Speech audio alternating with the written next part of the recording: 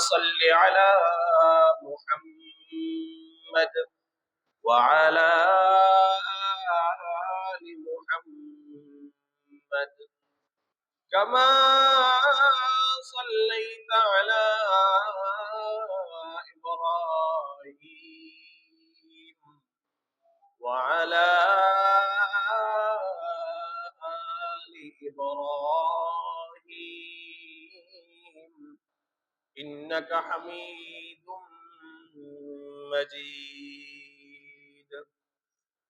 اللهم بارك على محمد وعلى آل محمد كما باركت على إبراهيم وعلى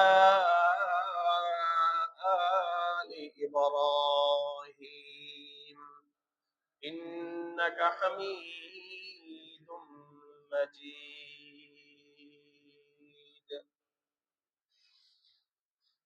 সবাই দিল খুলে শুকরিয়া জ্ঞাপন করি আলহামদুলিল্লাহ।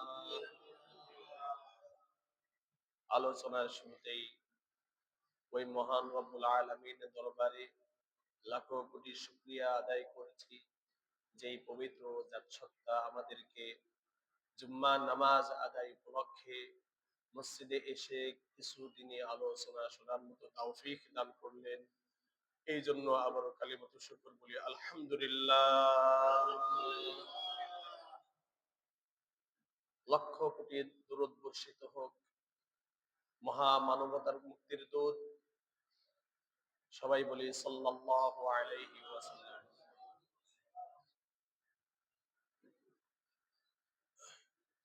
সম্মানিত উপস্থিতি, আমি আপনাদের সম্মুখে সূরাতুল মাইদার একটি আয়াত তেলাওয়াত করেছি। নবী করিম সাল্লাল্লাহু আলাইহি ওয়াসাল্লামের মুখ নিঃসৃত অসংখ্য হাদিস মুবারক হইতে একটি মাত্র হাদিস পাঠ করে শুনিয়েছি। মহানবুল আলামিনের তৌফিক হলে উক্ত আয়াত এবং হাদিসের উপরে আজকের আলোচনা চলমান থাকবে। ওমা তৌফিক ইল্লা বিল্লাহ।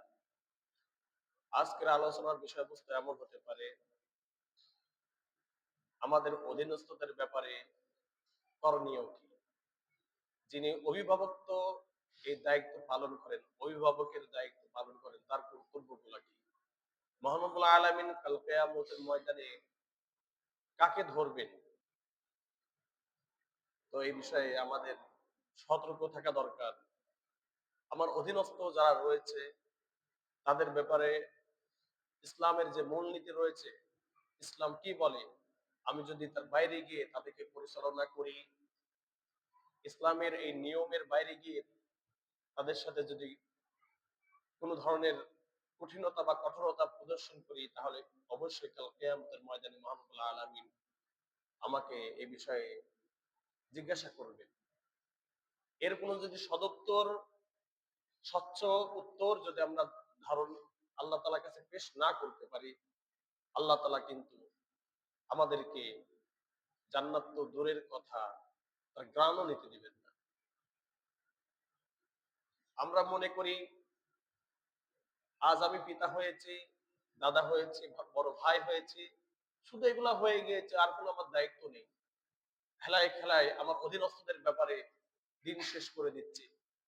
অথচ আপনার ছোট থেকে যখন বড় হচ্ছিলেন, প্রত্যেকটা মুহূর্তে, প্রত্যেকটা ধাপে ধাপে আপনি পিতা হিসাবে, অভিভাবক হিসাবে আপনার দায়িত্ব রয়ে গিয়েছে।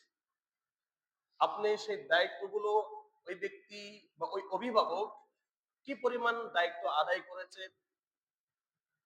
শৈশবে একটা দায়িত্ব রয়েছে, শৈশবের দায়িত্ব বালেগ হওয়ার মতো নয়। শৈশবের দায়িত্ব তাকে, তার জন্য সর্বপ্রথম অভিভাবক হিসাবে সুন্দর নাম নির্বাচন করা। আমরা এমন কিছু নাম নির্বাচন করি, সেখানে আমরা খামখেয়ালির একটা পরিচয় দিই। একটা বাচ্চা যখন দুনিয়াতে আসলো, আমরা হুজুরকে এসে বলে, হুজুর এমন একটি নাম বলবেন আশপাশের কয় এলাকার মধ্যে নেই, বেশি থেকে বেশি তারা এটাও বলতে চায় বাংলাদেশের মধ্যে যেন এই নামে কেউ না থাকে। এমন আমরা দাবি করি, এমন কথা এসে বলি, তো হুজুর চিন্তা ভাবনা করে কি নাম বলবো। শেষ পর্যন্ত হুজুর নাম খুঁজে পায় না, উনি নাম রাখেন চয়ন, আকাশ বাতাস, পাতাল, জমিন, হ্যাঁ, পানি, সমুদ্র, এসব নাম তো হ্যাঁ, মম, টম, কি সব নাম আল্লাহর বান্দা।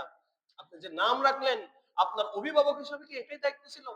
আকাশ পাতাল, জমিন, পানি, নুন, সমুদ্র, সর্বপ্রথম আমরা খামখেয়ালির একটা পরিচয় দিয়েছি। অথচ নবী করিম সাল্লাল্লাহু আলাইহি ওয়াসাল্লাম বলতেছেন, আহাব্বুল আসমাই ইলাল্লাহ ওয়া হুয়া আব্দুল্লাহ ওয়া আব্দুর রহমান। আল্লাহ তাআলার কাছে অধিক পছন্দনীয় নাম কি? সে অধিক পছন্দনীয় নাম হলো আব্দুল্লাহ, আব্দুর রহমান। আব্দুল্লাহ, আব্দুর রহমান, আমরা এই নাম কেউ রাখতাম না। কে আব্দুল্লাহ অনেক আছে, রাখেন না, মিশ্রিত হবে না। নাম এক হলে সব ব্যক্তি এক হয়ে যায়, বিষয়টা এমন না। নামের একটা প্রভাব রয়েছে। আপনি আকাশ বাতাল তুরান তেহরান কি নাম রাখলেন, এর একটা প্রভাব রয়েছে। এই জন্যই তো অনেক গবেষকরা বলেন, কাউকে খারাপ লকবে খারাপ নামে ডাকবা না। যদি কোনো ব্যক্তিকে খারাপ নামে নামকরণ করে ডাকা হয়, ওই নামের প্রভাব তার মধ্যে পড়তে পারে। আমরা রেগে খুব গুসা ভরে আমাদের বাচ্চাদেরকে শয়তান বলি, জানোয়ার বলি, খারাপ ভাষায় গালি দিই। আপনি কি জানেন এই শয়তান, শয়তান কি কোন ভালো মানুষের নাম? আপনার বাচ্চাটাকে যে আপনি শয়তান বলে গালি দিলেন, এই শয়তানের প্রভাব আপনার বাচ্চার উপরে পড়বে। আপনি রাগ করেন, তবে রাগটা হবে সুন্দর ভাষাতে রাগ হবে, কারণ প্রত্যেকটা কথার একটা প্রভাব রয়েছে। আপনার বাচ্চা যখন বুঝতে পারবে শয়তান একটা খারাপ জিনিসের নাম, আর ওই নাম দিয়ে আপনার বাচ্চাটাকে গালি দিচ্ছেন, ওই বাচ্চা একসময় খুব বেশি উগ্র হয়ে যাবে। এই জন্য আমরা গালি দেওয়ার ক্ষেত্রেও, রাগ করার ক্ষেত্রেও শব্দ চয়নে যেন ভুল না করি। একজন পিতা, একজন মা হয়ে কুকুরের বাচ্চাকে এভাবে বলেন, এর জন্মধাত্রী মা তো আপনি, এই জন্মদাতা ব্যক্তি তো আপনি, আপনি পিতা, আপনি আমার নিজের ছেলেকে বললেন কুকুরের বাচ্চা। এটা কেমন হতে পারে, যেখানে গালি প্রদান করা, অন্য মুসলমানকে গালি প্রদান করা নিষেধ। একজন এজ আ মুসলিম, সে অন্য মুসলমানকে গালি প্রদান করতে পারবে না। সেখানে আপনার বাচ্চা যে সবচেয়ে আপনার কাছেকার, আপনার অধীনস্থ যে সবচেয়ে আপনার কাছেকার, তাকে আপনি গালি দিলেন। যেখানে অন্যকেই গালি দেয়া নিষেধ, সেখানে আপনি নিজের অধীনস্থদের গালি দিলেন। তাও আবার কি? কুকুরের বাচ্চা, জানোয়ারের বাচ্চা, শোয়ারের বাচ্চা, এই ধরনের গালি দিলেন। তার মানে এক নাম্বার, বাচ্চা তো আপনার বা আপনার বংশের, তার মানে আপনার বংশে সব কি ছিল? শোয়ার ছিল বা কুকুর ছিল। এটা আপনার গালির মাধ্যমে এক এক নাম্বার কি ক্ষতি করলেন? আপনার বংশের উপরে আপনি একটা কালিমা লিপন করে দিলেন। আপনার ব্যক্তি জাতসত্তার উপরে একটা পশুর সাথে তুলনা করলেন। এই জন্য এই বাচ্চা টাচ্চা, এইটার বাচ্চা ওইটার বাচ্চা বলেন না, এগুলো বলেন না। রাগ করেন, কিন্তু রাগটা যেন লিমিটের মধ্যে থাকে, আপনার ভাষাটা যেন লিমিটের মধ্যে থাকে। লিমিট ক্রস করে গেলে তখন এর প্রভাব পুরা বংশের উপরে পড়ে। আমাদের যুবকদের যে গালিগুলো, এই গালিগুলো কোত্থেকে আসলো? আপনি এই সম্পর্কে জিজ্ঞাসিত হবেন আল্লাহর বান্দারা। তো আমি বলতেছিলাম, ছোটকাল থেকেই তার অভিভাবক হিসাবে আপনার দায়িত্ব ছিল আপনার সন্তানাদির জন্য সুন্দর নাম নির্বাচন করা, হোক মেয়ে হোক ছেলে। আমরা নাম নির্বাচনের জন্য কখন হুজুরের কাছে যাই না। আপনি নিজেই যদি জানেন আলহামদুলিল্লাহ, আলহামদুলিল্লাহ, আপনি সুন্দর একটা নাম নির্বাচন করে রাখেন। এটা আপনার সন্তানের হক। এই হক যদি আপনি পিতা হিসাবে বা অভিভাবক হিসাবে আদায় না করেন, কাল কিয়ামতের ময়দানে এই খারাপ নাম রাখার কারণে আপনার সন্তান কিন্তু আপনাকে আটকে দিতে পারে। অথচ আমার আপনার কাছে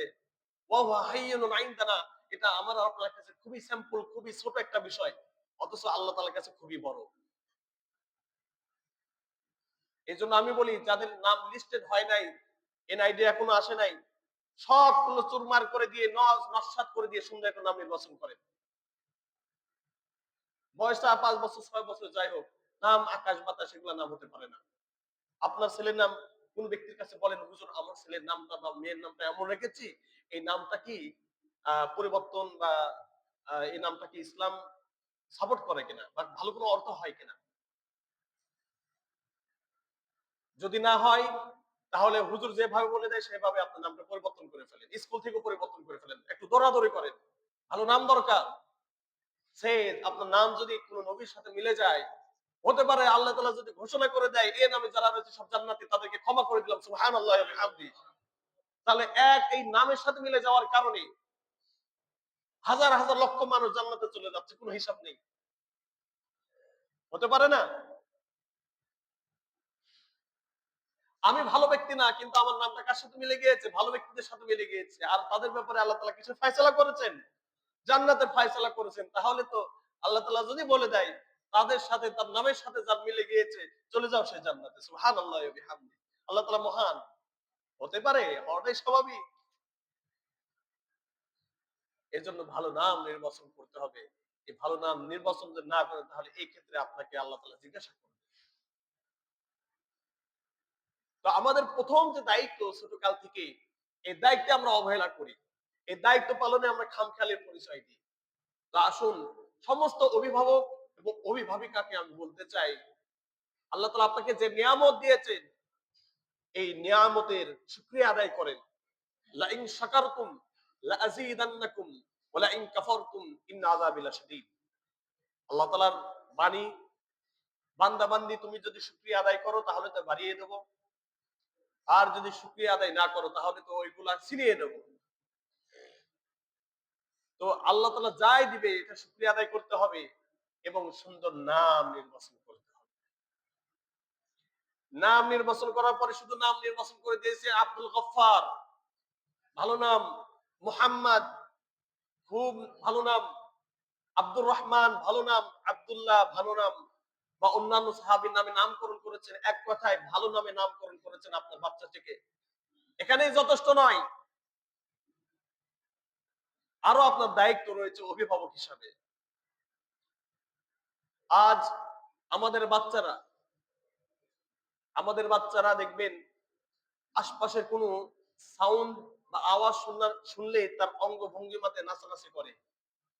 তার মানে বোঝা যাচ্ছে এই বাচ্চার সামনে ব্যাপকভাবে টিভি দেখা হয়, গান বাজনা শোনা হয়। এই জন্য যখন গান বাজনার আওয়াজ কার কানে যায়, সে নিজেকে, যখন এই শিশুটা একেবারে অবুঝ, তার জ্ঞান বলতে কিছুই নেই, এই সময় সে কিন্তু তার অঙ্গ ভঙ্গিমার মাধ্যমে ওই আওয়াজের সাথে কি করে দেয়, তাল মিলিয়ে দেয়। সে যা দেখে সে অনুযায়ী কি করে, নিজের অঙ্গ ভঙ্গিমা দেখায়। আমরা ব্যর্থ, এখানেই ব্যর্থ। আপনার বাচ্চার সর্বপ্রথম কালিমা হওয়া দরকার ছিল লা ইলাহা ইল্লাল্লাহ। যদি বড় কালিমা, বড় সেন্টেন্স সে যদি উচ্চারণ করতে পারে, প্রোনাউন্স করতে পারে, তাহলে তার সর্বপ্রথম বাক্য হওয়া দরকার ছিল কোনটা? লা ইলাহা ইল্লাল্লাহ। আর যদি ভাঙা ভাঙা উচ্চারণ করতে না পারে, তাহলে আমরা বলি আব্বা আব্বা শিখাই। আগে কার নাম শিক্ষাদান করতে হবে? আল্লাহ। এই শব্দকে আপনাকে আগে, সবার আগে বাচ্চার মুখে তুলে দিতে হবে। এটা দায়িত্ব আপনার। কিন্তু আমাদের বাচ্চারা আল্লাহ শব্দ বলতে পারে না। কেন? কারণ যিনি শিক্ষা দিবেন তার মুখে তো আল্লাহ শব্দ নেই। মুসলমানদের যে বেসিক যে ধারণাটা রয়েছে, বেসিক যে এলেমটা রয়েছে, এটা বাচ্চা কাল থেকে প্র্যাকটিস করতে হবে। আমরা আজ মুসলিম, প্র্যাকটিক্যাল মুসলিম নয়।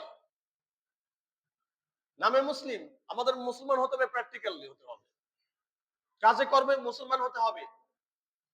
আপনার বাচ্চা যখন বড় একটা কথা শিখতেছে, এখন বড় কথা বলতে পারে, আম্মু তোমাকে ভালোবাসি, তার মানে সে এখন বড় কথা বলতে পারে। তখন আপনাকে শিক্ষা দিতে হবে আম্মু তোমাকে ভালোবাসে নয়, হ্যাঁ ঠিক রয়েছে, আম্মু আমি মুহাম্মদ সাল্লাল্লাহু আলাইহি সাল্লামকে ভালোবাসি, সুবহানাল্লাহি ওয়া বিহামদিহি। আম্মু আমি আল্লাহকে ভালোবাসি, আম্মু আমি ইসলামকে ভালোবাসি, আম্মু আমি আলেম ওলামাকে ভালোবাসি, আম্মু আমি মসজিদকে ভালোবাসি। এই তো শিক্ষা দিতে হবে। কিন্তু না, আমি দাদুকে ভালোবাসি, দাদাকে ভালোবাসি, বড় ভাইকে ভালোবাসি, অমুক তোমার কি হয়, আমরা শিক্ষা দিই।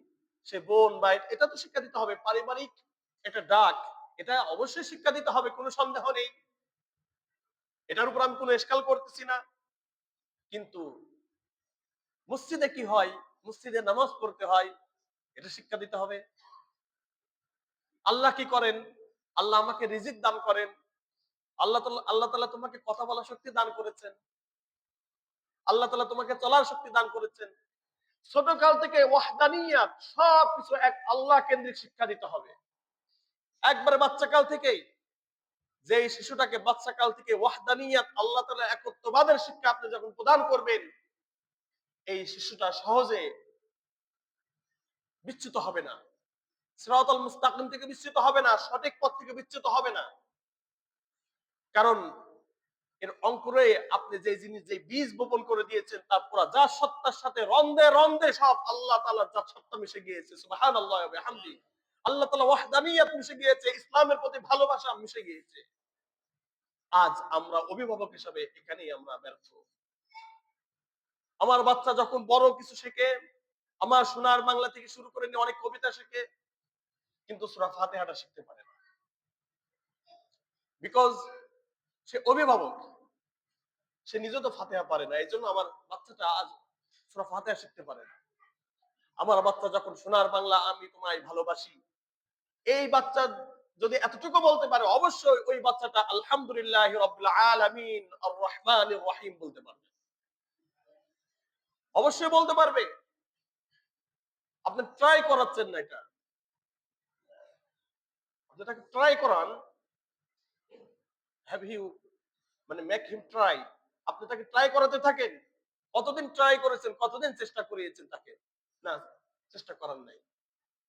আপনার বাচ্চা শুরু থেকেই যখন ক্লাস 1 এ অ আ সরেয়া এই সব শিখে ফেলে, কিন্তু পিতামাতা হিসাবে এই বাচ্চাটাকে শুরু থেকে আলিফ, বা, তা, সা, জিম, হা, খ, দাল, এই আরবি অ্যালফাবেট গুলা যে রয়েছে, এই আরবি অ্যালফাবেট গুলা, আরবি অক্ষরগুলো আপনাকে শিক্ষা দিতে হবে, এই জিনিসটা আপনি করেন নাই। অথচ আপনার বাচ্চা A B C D E F G এই সবগুলো লাইন বাই লাইন পড়ে দিতে পারে। উল্টা পাল্টা করে যদি ধরেন তাহলে বলে দিতে পারে, যেখানে হাত দেন সেটাই বলে দিতে পারে। কিন্তু আপনার বাচ্চাটা আলিফ বা তা সা বলতে পারে না। এখানে আমাদের ব্যর্থতা। কেন পারে না, কি জন্য পারে না? আজ আমরা ইসলামের এই তামাদ্দু, ইসলামের বিষয়াদিগুলো কেন দূরে ঠেলে দিয়েছি? কারণ আমার সামনে দুনিয়াকে হাইলাইট করা হয়েছে, আমার সামনে দুনিয়াকে হাইলাইট করা হয়েছে, এবং এটা বোঝানো হয়েছে এগুলো হলো ব্যাকডেট, এগুলো পিছনের ক্বালু আসাতিরুল আউয়ালিন ইন হাযা ইল্লা আসাতিরুল আউয়ালিন। আবু জেহেলরা তারা এই কথা বলেছিল, মুহাম্মদ তুমি এগুলা কি বলো, এগুলো তো সব কল্প কাহিনীর কথা, এই কথাগুলো এখন চলে। আবু জাহেল মনে করো তো আমরা আধুনিক, আমরা আধুনিকতার মধ্য দিয়ে যাচ্ছি, কি সব কিচ্ছা কাহিনী নিয়ে এসে এখানে হাজির হয়েছে, এই কাল্লা কি, কাকে মানতে হবে, কি সব বলো না বলো। বর্তমান আবু জেহেলরা মৌখিক ভাবে এটা অস্বীকার করে, এটা বলেছিল, ঠিক আমাদের বর্তমান আবু জেহেলরা সরাসরি কর্মের মাধ্যমে তারা অস্বীকার করতেছে, বলে ঠিক কিনা? তাদের এই বিভিন্ন কলা কৌশলে আজ মুসলিম সমাজ তাদের কলা কৌশল বুঝতে না পেরে, তাদের কলা কৌশল বুঝতে না পেরে আজ কিন্তু কি হয়ে যাচ্ছে, আমরা দিনের পর দিন ইসলাম থেকে দূরে চলে যাচ্ছি। আমরা তাদের কলা কৌশলের কাছে কুপকাত, আমরা বুঝতেই পারতেছি না। কারণ এটা যে সুস্পষ্ট কলা কৌশল, আমাদের লেখাপড়া যে বাচ্চাটাকে শুরু হবে আলিফ বা তা সা দিয়ে, আমাদের লেখাপড়া শুরু হয়েছে অ আ এ বি সি ডি দিয়ে। একটা বাচ্চা যার বয়স 3 থেকে 4 5 বছর 6 বছর, সে সবগুলো পারে। ইংরেজি রিডিং পড়তে পারে, হ্যাঁ, সে ইংরেজি রিডিং পড়তে পারে, কিন্তু কোরআনটা রিডিং পড়তে পারে না। কোরআনটা তার কাছে, কোরআন রিসাইটেশন আপনার এটা খুব কঠিন, তার কাছে ডিফিকাল্ট মনে হয়। কারণ কি? বাড়িতে কোরআন তেলাওয়াত চলে না। সব মিলে যেটা বলতেছিলাম, আল্লাহর বান্দারা আজ বিধর্মীদের কলা কৌশলের কাছে আমরা কুপকাত। তাদের এই মার কাছে পড়ে আমরা সব হারিয়েছি, আমাদের ইসলাম আমরা হারিয়ে ফেলেছি। একটা কথা বলতে চাই, কর্মবিহীন ইসলাম এটা অনেক, আবার শিক্ষা, আবার ইসলামবিহীন শিক্ষা, এটা জাতির জন্য ক্ষতিকর। আপনার শিক্ষা যদি ইসলামবিহীন হয়, এই শিক্ষাটাকে নাস্তিক বানিয়ে ছাড়বে। ঠিক আমাদের শিক্ষা ব্যবস্থাকে সাজানো হয়েছে ইসলামবিহীন, কি বিহীন? একবারে ক্লাস 1 থেকে যেন সে আল্লাহ তাআলাকে চিনতে না পারে। একেবারে জীবনের শেষ পর্যায়ে যখন আপনি গ্রাজুয়েশন পারসন হবেন, একবারে সর্বোচ্চ পর্যায়ে হাই লেভেলে যখন পৌঁছায় যাবেন, ওই সময়ে যেন আপনি ইসলাম বুঝতে না পারেন, সেই ব্যবস্থা কমপ্লিটেড, সব পরিপূর্ণ। আমরা এত বুঝাই, তারপর আমাদের বুঝা আসে না, কারণ আমাদের অন্তরটা এই পরিমাণ নষ্ট হয়েছে যে ভালো কথা এটা আমার কাছে মনে হয় যে হুজুর কিছু বোঝে না। এই যে আবু জাহেল বলছিল ইন হাযা ইল্লা আসাতিরুল আওয়ালিন, মুহাম্মদ তোমরা যে কিচ্ছা কাহিনী বলো, এটা তারা বলছিল কিচ্ছা কাহিনী মাত্র, এসব ব্যাকডেট, এসব পূর্ব অনেক পুরাতন কথাবার্তা, এগুলাতে রাষ্ট্র চলে না, দেশ চলে না। তারা ওই সময় নিজেকে আধুনিক মনে করতো। আবু জাহেল কি মনে করতো? নিজেকে আধুনিক মনে করতো। ঠিক বর্তমান সময়ে এসে এক শ্রেণীর মানুষ কোরআনকে বিশ্বাস করতে চায় না, নিজের মুসলমান দাবি করে কিন্তু কোরআনের হুকুম আহকামকে বিশ্বাস করতে চায় না, ইসলামের যে নিয়ম নীতি রয়েছে সেগুলোকে বিশ্বাস করতে চায় না। তারা বলতে চায় এগুলা ব্যাকডেট, এগুলো পুরাতন কিচ্ছা কাহিনী, এগুলাতে রাষ্ট্র চলবে না, এগুলাতে সমাজ চলবে না, এগুলাতে পরিবার চলবে না। তারা এই কথা বলে কিনা ঠিক? তারা এই কথা আমাদেরকে বোঝাতে চায়। এই জন্যই তো আমাদের লেখাপড়াটা, আমাদের সেই ছোটকাল থেকে নিয়ে ক্লাস 1 থেকে নিয়ে একবার সর্বশেষ পর্যন্ত এখানে ইসলাম নেই। মানুষ আবিষ্কৃত বিধান আমরা শিক্ষা অর্জন করে ডাক্তার, ইঞ্জিনিয়ার, আরো যা যা হওয়ার সবকিছু হয়ে গিয়েছি, মাগার ওই ডাক্তার সূরা ফাতিহা বলতে পারে না। কারণ ওই ডাক্তারের জীবনের শুরু থেকে তাকে সূরা ফাতিহা আলিফ বা তাসা পড়ানো হয় নাই। একজন প্রকৌশলী, খুব ফেমাস, খুব প্রসিদ্ধ মানুষ, তার ব্রেন খুবই শার্প, খুবই তীক্ষ্ণ, কিন্তু সূরা ফাতিহা বুঝে না। কারণ তার এই তীক্ষ্ণ মেধা যদি সূরা ফাতিহা গবেষণা করত, তাফাক্কারু ফি খালকিল্লাহ, কসম করে বলি সে আল্লাহ তাআলার এই দুনিয়া নিয়ে চিন্তা করলে সে মহাবিজ্ঞানী হয়ে যেতে পারতো। বলে ঠিক কিনা? কারণ এই দুনিয়া নিয়ে চিন্তা করে মানুষ বিজ্ঞানী হয়ে গিয়েছে। বিজ্ঞান এক এক সময় এক একটা বলে, বিজ্ঞানের কথা এখন বিশ্বাসযোগ্য না। বিজ্ঞানের আবিষ্কার ছিল পৃথিবী, একটা উদাহরণ দিচ্ছি, পৃথিবীর সূর্য চারদিক দিয়ে ঘোরে, বাদ, কিছুদিন পর এটা বাদ, না পৃথিবীর চারদিক দিয়ে কে ঘোরে? সূর্য ঘোরে। কি যে এক আবল তাবল, এখন সে আবল তাবলের মধ্যে আছে। আর মহারবুল আলামিন কোরআনের ভাষায় সুস্পষ্ট করে বলে দিয়েছেন কুল্লুম ফি ফালাকিন ইয়াসবাহুন, প্রত্যেকটা গ্রহ উপগ্রহ তার যথাপথ দিয়ে ঘুরে যাচ্ছে একের পর এক। সূর্য তার রাস্তা দিয়ে ঘুরে যাচ্ছে, সূর্য তার কি দিয়ে ঘুরে যাচ্ছে? রাস্তা দিয়ে ঘুরে, তার কক্ষপথ যেটা রয়েছে রাস্তা, সেই রাস্তা দিয়ে সে চলাফেরা করতেছে। পৃথিবীর যে কক্ষপথ রয়েছে সেই পৃথিবী তার ওই কক্ষপথ দিয়ে চলাফেরা করতেছে।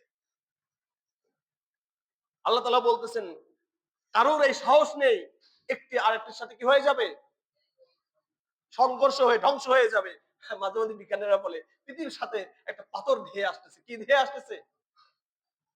পৃথিবীর দিকে একটা পাথর ধেয়ে আসতেছে। আমি মনে মনে হাসি, শয়তানের একটা লিমিট আছে। ব্রেনটা পচে গিয়েছে, যেখানে আল্লাহ তাআলা বলতেছেন এই পৃথিবী অবশিষ্ট থাকবে যতদিন পর্যন্ত পৃথিবীর বুকে আল্লাহ আল্লাহ, নামাজ কালাম কিছু পড়ে না, কিন্তু আল্লাহ আল্লাহ শব্দ করার মতো কোন মুসলমান পৃথিবীর বুকে বাকি থাকবে, ততদিন পর্যন্ত এই পৃথিবী ধ্বংস হবেন না। কি হবে না? এ কথা কার? নবীর কথা। আর নবী কার ইশারায় বলেছেন? আর কোনটা বিশ্বাস করবেন, বিজ্ঞান নাকি আল্লাহর কথা? কতবার শুনেছি আমাদের গ্রামের মহিলারা, আমাদের মা বোনেরা, বলা হয়ে গেছে কিয়ামত মানে কিয়ামত হয়ে যাবে, পৃথিবী নস্যাৎ হয়ে যাবে, ভালো মন্দ খেয়ে নেন। ভালো মন্দ খেয়ে নিয়েছে। আবারও বলতেছি পৃথিবীর দিকে এটা ধেয়ে আসতেছে, ওটা ধেয়ে আসতেছে, এগুলা কিছুই হবে না। আপনি যতই খারাপ হন, এখানে বর্তমান সময়ে আল্লাহ আল্লাহ বলার মতো হাজার হাজার লক্ষ লক্ষ মানুষ রয়েছে। এই জন্য হাজার হাজার লক্ষ লক্ষ মানুষ থাকলে কি হবে না? কিয়ামত অসম্ভব, একেবারে অসম্ভব। কিয়ামত দিবেন না আল্লাহ তাআলা, লেখে রাখেন আপনি। তো বিজ্ঞানীরা এক এক সময় এক একটা কি করে, ভুল ভাল বলে। অথচ আমাদের যে শার্প ব্রেনের অধিকারী যারা রয়েছেন, তারা যদি আল্লাহ তাআলার আল্লাহ তাআলার এই সৃষ্টি নিয়ে গবেষণা করতো, তাহলে মুসলিম বড় বিজ্ঞানী হয়ে যেত। হয় নাই। আমাদের এই ব্রেনটাকে ঘুরিয়ে দেওয়া হয়েছে। আমাদেরকে বলা হয়েছে কি কম, ইসলামের থিওরি নিয়ে তুমি গবেষণা করবা, তোমার তো কোনো উন্নতি সাধন হবে না। আমরা যে থিওরি বলে দিচ্ছি এটা নিয়ে গবেষণা করো। একই বিষয়ে হাজার রকমের থিওরি, পাগল হয়ে যাবে। কি হয়ে যাবে? পাগল হয়ে যাবে। 100 বছর চলছে যে সূর্য কি করে, পৃথিবীর সূর্য 4 দিক দিয়ে ঘুরছে, কিন্তু পরবর্তীতে এসে আবার কি হয়েছে, এটা বাতিল হয়েছে। বাতিল হয়েছে, হয়ে গিয়েছে। আর আল্লাহ তাআলা বলতেছেন আলিফ লাম মিম যালিকাল কিতাবু লা রাইবা ফি হুদাল লিল মুত্তাকিন। আমি রব কোরআনের মধ্যে যে থিওরি এখানে অ্যাপ্লাই করেছি, যে থিওরি এখানে দিয়ে দিয়েছি, যে মেসেজ এই কোরআনের মাধ্যমে তোমাকে দিয়ে দিয়েছি, লা তাবদীলা লিখালকিল্লাহ লা তাবদীলা লিকালিমাতিল্লাহ। আল্লাহ তাআলা সৃষ্টির মধ্যে কোনো পরিবর্তন হবে না, আল্লাহ তাআলার কথার মধ্যে কোনো পরিবর্তন হবে না। এটা এমন কিতাব লা রাইবা ফি, যাতে কোনো কি নেই, সন্দেহ নেই। দিস ইজ দ্য হলি কোরআন। এটাই সেই হলি কোরআন, এটাই সেই পবিত্র গ্রন্থ। আপনি এই রোল ফলো করে, তার নিয়ম ফলো করে গবেষণা করেন, দেখবেন আপনি এমন একজন বিজ্ঞানী হবেন, আর আপনি যা বের করবেন, যা বলবেন, এরকম কি হবে না, পরিবর্তন হবে না। কারণ যেটা থেকে রিসার্চ করেছেন এটা অপরিবর্তনশীল, আর ওইটা থেকে যা বের হবে ওটাও কি অপরিবর্তনশীল। আল্লাহ তাআলা আমাদেরকে বোঝার তৌফিক দান করুন, আমিন। তো প্রিয় উপস্থিতি, আজ আমাদেরকে আমাদের বিধর্মীরা কলা কৌশলে কি বানিয়ে দিয়েছে, বদ্দিন বানিয়ে দিয়েছে। আমাদের এই লেখাপড়ার যে ধারাটা রয়েছে সম্পূর্ণ ইসলামবিহীন, অথচ ইসলামবিহীন শিক্ষা জাতির জন্য খুবই অকল্যাণকর। এই কথা আমি আর আপনি যত তাড়াতাড়ি বুঝবো তত তাড়াতাড়ি ভালো হবে। এখন অনেকে মনে করেন হুজুর আমরা তো এক্সট্রা প্রাইভেট টিচার রেখে তাদেরকে পড়ালেখার ব্যবস্থা করে দিই। আল্লাহর বান্দা, এটা তেমন বেশি ফায়দাজনক হয় না।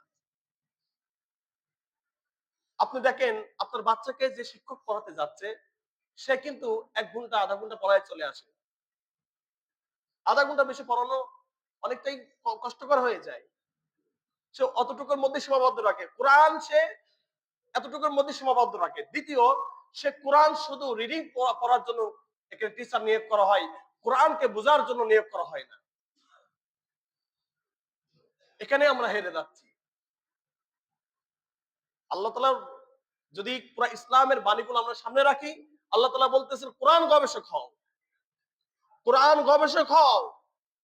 কারণ কোরআন গবেষক না হলে একটা রাষ্ট্র কিভাবে কোরআন দিয়ে পরিচালনা করতে হবে, পৃথিবী কিভাবে কোরআন দিয়ে পরিচালনা করতে হবে, তাহলে তো সে বলতে পারবে না। অবশ্যই কোরআন গবেষণা করতে হবে। মহান রব্বুল আলামিন পৃথিবী পরিচালনা সংক্রান্ত শত বিধান, শত নিয়ম কোথায় রেখে দিয়েছেন? কোরআনে রেখে দিয়েছেন। এই জন্য আল্লাহ তাআলা বলছেন ওয়ামান লাম ইয়াহকুম বিমা আনজালাল্লাহু ফাউলাইকা হুমুল কাফিরুন ওয়ামান লাম ইয়াহকুম বিমা আনজালাল্লাহু ফাউলাইকা হুমুল ফাসিকুন ওয়ামান লাম ইয়াহকুম বিমা আনজালাল্লাহু ফাউলাইকা হুমুজ জালিমুন। তিনটা শব্দ আল্লাহ তাআলা ব্যবহার করেছেন। কাফের, জালেম, ফাসিক। 1 নাম্বার যে কোরআন থেকে যে বের হয়ে যাবে, কোরআন অনুযায়ী ফয়সালা করবে না, কখন এটা বলেছে? আল্লাহ তাআলা কোরআন অনুযায়ী কিভাবে একটা রাষ্ট্র পরিচালিত হবে, ফ্যামিলি পরিচালিত হবে, সমাজ পরিচালিত হবে, এই সব ইন ডিটেইলস বিস্তারিত ভাবে কোথায় রয়েছে? কোরআনে রয়েছে। এখন যদি কোরআন শুধু রিডিং পড়লে যদি এটা আমাদের মুখ্য উদ্দেশ্য হয়, তাহলে বিস্তারিত আমরা জানতে পারবো? সম্ভব? তার মানে কোরআনে গবেষক হতে হবে না? রাষ্ট্র পরিচালনা করতে হবে না? রাষ্ট্র তো আপনিই পরিচালনা করবেন। রাষ্ট্র তো আপনার ছেলেটা রাষ্ট্র পরিচালনা করবে ইসলাম অনুযায়ী। আপনার ছেলেটা জাজ হবে, একজন জাজ, এবং জাজমেন্টের ক্ষমতা সে তার মধ্যে রাখবে, সেটা কি অনুযায়ী? কোরআন অনুযায়ী। আজ আমাদের কোরআন গবেষণা থেকে দূরে ঠেলে দেওয়া হয়েছে। এই উপস্থিতি, আল্লাহ তাআলা বলতেছেন কোরআনের মধ্যে সবকিছু বিস্তারিত উল্লেখ করে বলতেছেন, যে ব্যক্তি এই কোরআন অনুযায়ী ফয়সালা দিবে না সে কাফের। 1 নম্বর সে কি? কারণ সে কোরআনের বিধানকে কি করে নাই? বিশ্বাস করে নাই। যদি কোরআনের বিধানকে সে অন্তর থেকে বিশ্বাস করত, তাহলে অবশ্যই সে কোরআন অনুযায়ী ফয়সালা দেওয়ার জন্য আপ্রাণ চেষ্টা করত। যদি কোরআন অনুযায়ী বিচার ব্যবস্থা না থাকতো, তাহলে সে এই বিচার ব্যবস্থাকে কখনো কি করতো না? স্যালুট করতো না। এই উপস্থিতি, ওয়ামান লাম ইয়াহকুম বিমা আনজালাল্লাহু ফাউলাইকা হুমুজ জালিমুন। আবার আল্লাহ তাআলা বলতেছেন যে কোরআন অনুযায়ী ফয়সালা দিল না সে তো জালেম। জালেম মানে গুনাহগার। আবার আবার বলতেছেন ওয়ামান লাম ইয়াহকুম বিমা আনজালাল্লাহু ফাউলাইকা হুমুল ফাসিকুন। যে ব্যক্তি কোরআন অনুযায়ী ফয়সালা দিল না সে তো ফাসিক। ফাসিক কাকে বলা হয়? প্রত্যেক গুনাহগার, কাবিরা গুনাহগার ব্যক্তিকে ফাসিক বলা হয়। তার মানে আমি ফাসিক হলাম, কোরআন অনুযায়ী ফয়সালা না দেওয়ার কারণে ওই ব্যক্তি কি হলো? ফাসেক হলো। ওই ব্যক্তি আবার কি হলো? জালেম হলো। ওই ব্যক্তি আবার কি হলো? সর্বশেষ ফলাফল সে ইসলাম থেকে বের হয়ে গেল। উপস্থিতি কেন এমন হয়েছে? আজ আমাদের যে অধীনস্থতা, এটা রাষ্ট্রের দায়িত্ব ছিল। আল ইমামু রাইন, আল ইমামু রাইন, যিনি ইমাম, যিনি প্রধানমন্ত্রী, যার কথায় দেশ পরিচালনা হয়, ওই ব্যক্তির সর্বপ্রথম দায়িত্ব ছিল কোরআনকে সবার কাছে সহজলভ্য করে দেওয়া, কোরআনের গবেষণাকে সহজলভ্য করে দেওয়া, কোরআন গবেষণা পিছনে crore crore million trillion billion সব অর্থ খরচ করা। কোরআন গবেষণার পিছনে আপনি খরচ করেন, ভালো ভালো বিজ্ঞানী পেয়ে যাবেন। কোরআন গবেষণার পিছনে খরচ করেন, মুত্তাকি রাষ্ট্রনায়ক পেয়ে যাবেন। কারণ এরা তা করবে না, কারণ সে তো করবে চুরি। সে তো করবে কি? চুরি।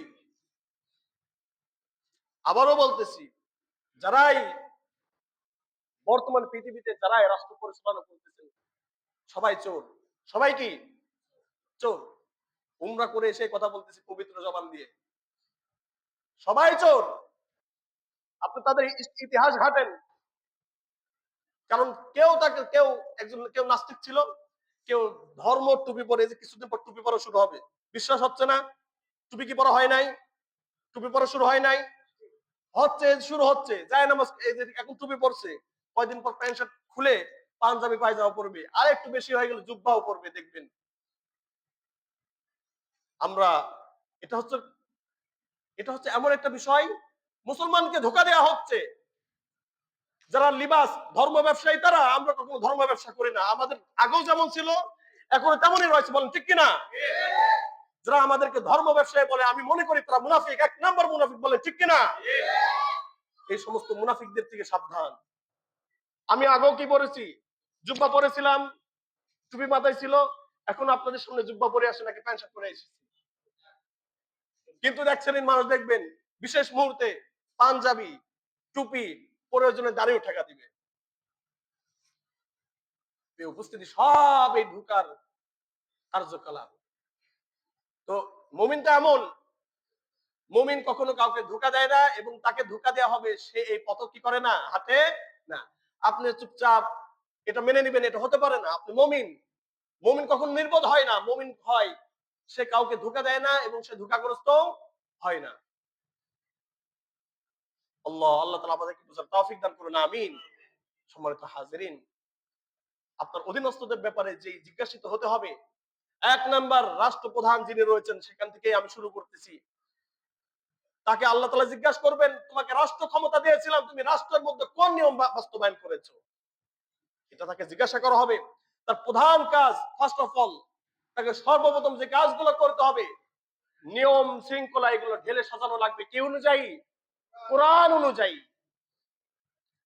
আল্লাহ ফাল ইমামুল্লাযী আলান নাসি রাইন ওয়া হুয়া মাসউলুন আন রাইয়াতিহি, যদি সেই সর্বপ্রথম যে কাজটা করা লাগবে এখানে সে যদি ফেল মেরে যায়, সে চেষ্টা করেছিল কিন্তু পারে নাই।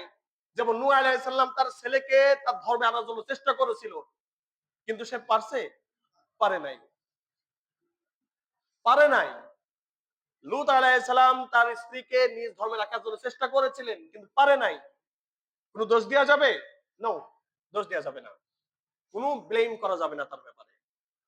ঠিক আমরা এটাই বলি, যারা চেষ্টা করবেন কিন্তু পারেন নাই, মনে রাখতে হবে এদের অনুসরণ করে আপনি চেষ্টা করবেন, হবে না। একটা সবসময় একটা কথা মনে রাখবেন, কোরআন এর হুকুম বাস্তবায়ন হবে হক পন্থায়। কি পন্থায়? হক পন্থায় গিয়ে আমি সব পরিবর্তন করে ফেলবো, আপনি নিজেই পরিবর্তন হয়ে যাবেন, পরিবর্তন করতে পারবেন না। কথা কথা কি বুঝতে পারছেন? এই জন্য আপনাকে হক পন্থায় কি করতে হবে? রাষ্ট্র ক্ষমতা নিতে হবে।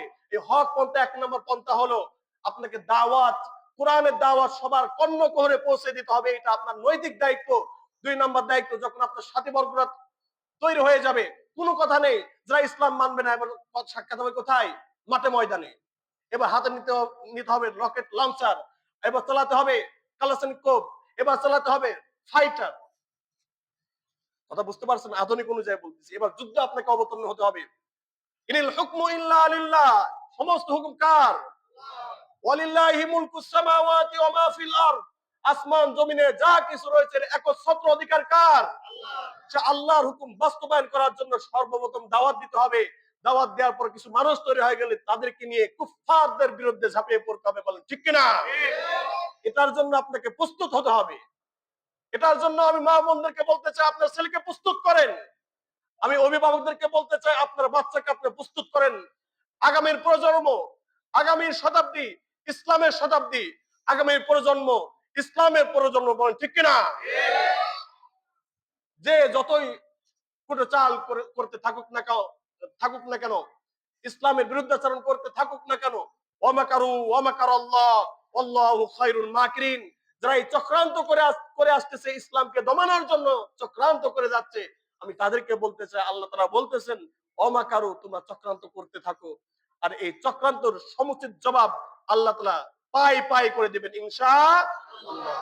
সেই দিন বেশি দূরে নয়, সেই দিন বেশি দূরে নয়। যুবক, তুমি প্রস্তুত হও, দুনিয়ার এই মহাত্যাগ করে তুমি প্রস্তুত হও খেলাফত প্রতিষ্ঠা করার লক্ষ্যে। অভিভাবকগণ, আমি আপনাদেরকে বলতে চাই, আপনার বাচ্চা কোথায় কি করে আপনি একটু কি হন, সতর্ক হন। বাচ্চাকে, আপনার ছেলে মেয়েকে একা একা ছেড়ে দিবেন না, কারণ তাদের সম্পর্কে কাল কিয়ামতের ময়দানে আপনাকে কি করতে হবে? জিজ্ঞাসা করতে হবে। আপনার ছেলের মাইন্ড সেট আপ করার দায়িত্ব আপনার। আপনার ছেলের মাইন্ড সেট আপ করার দায়িত্ব কার? আপনার। মাইন্ড সেট আপ করতে যদি আপনি ইচ্ছাকৃত ভাবে অক্ষমতা প্রকাশ করেন, তাহলে এর গুনাহ আপনার উপরে বর্তাবে, এর গুনাহ আপনার উপর বর্তাবে। আপনার ছেলেকে একজন মুজাহিদ হিসেবে তৈরি করার দায়িত্ব কার? অভিভাবকের। আপনার ছেলেকে ইসলামের শিক্ষায় শিক্ষিত করার দায়িত্ব কার? আপনার।